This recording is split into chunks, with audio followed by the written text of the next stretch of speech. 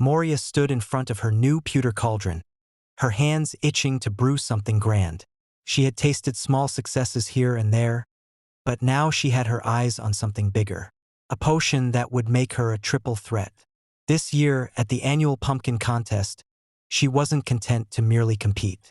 No, she wanted to dominate. With the right potion, she believed she could win all three contests: the pumpkin contest, the costume contest, and the pumpkin carving contest. Flipping through her beginner's spellbook, Moria found what she was looking for: a potion that would enhance her creativity, skill, and horticultural expertise.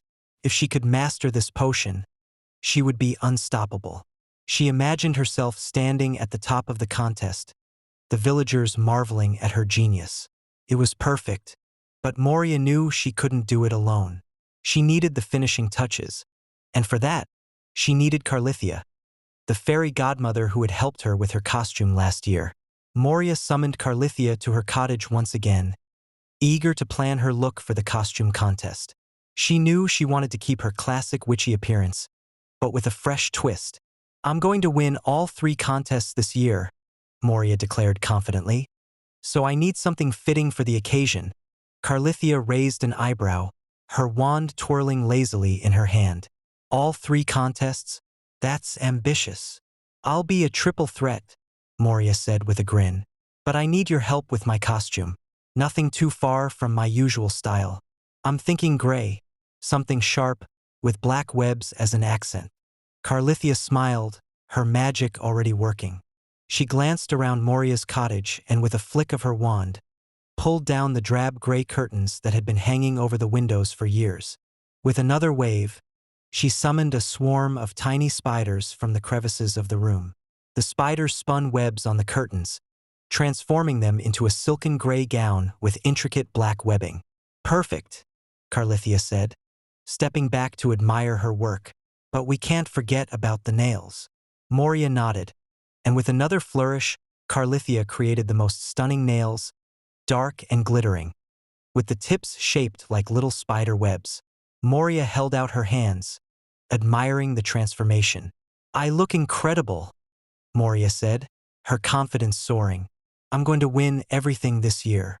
The day of the annual pumpkin contest arrived, and the village was alive with excitement. Moria strutted into the square, her gray gown shimmering with the black web accents, her nails perfectly matching.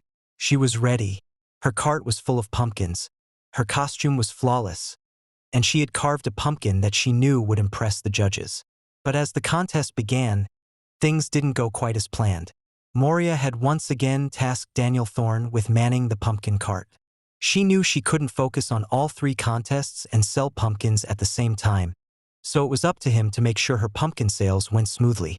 Unfortunately, Daniel Thorne, in his usual fashion, decided that a nap was far more important than selling pumpkins.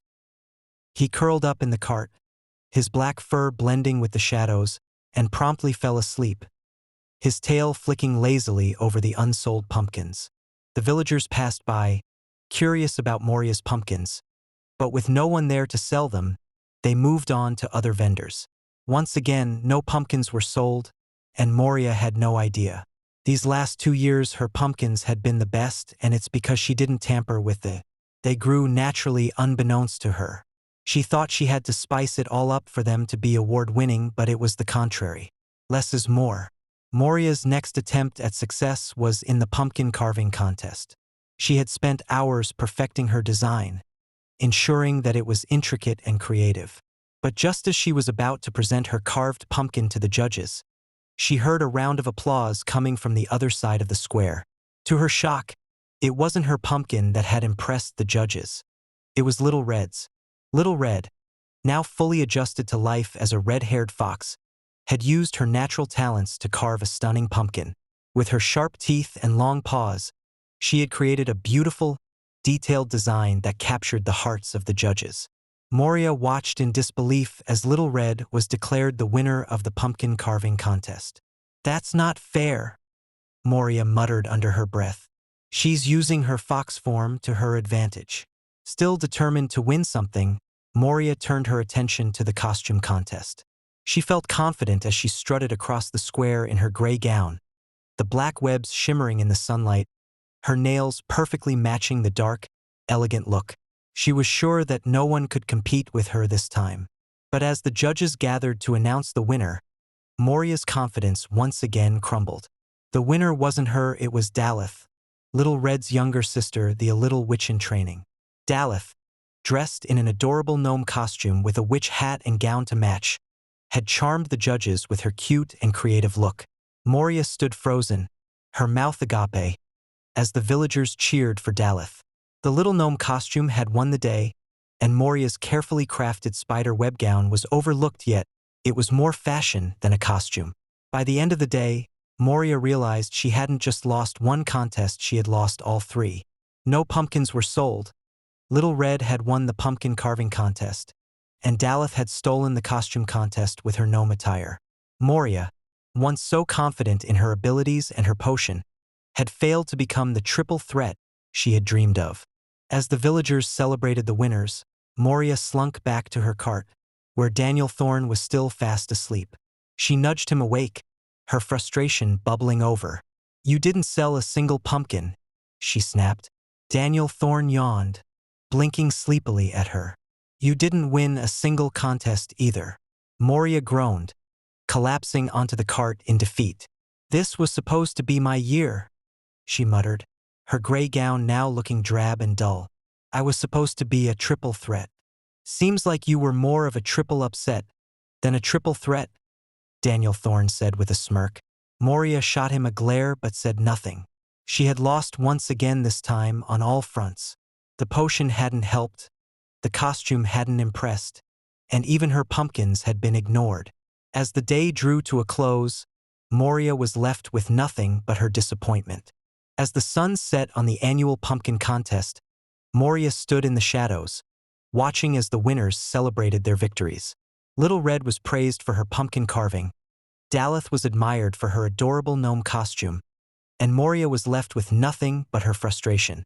"I was so close," she whispered to herself, her fingers tightening around the hem of her gray gown.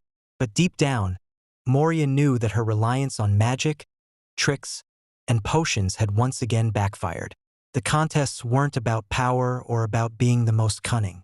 They were about heart, creativity, and charm. And as long as Moria refused to understand that, her victories would always slip through her gnarled fingers. As she and Daniel Thorne made their way back to the cottage, Moria sighed. "Next year," she muttered, her voice low and defeated. "Next year it will all come together and I will get it right." But even she couldn't ignore the growing doubt that lingered in the back of her mind. Next year was always just a dream away, and for Moria, the dream seemed more like a nightmare.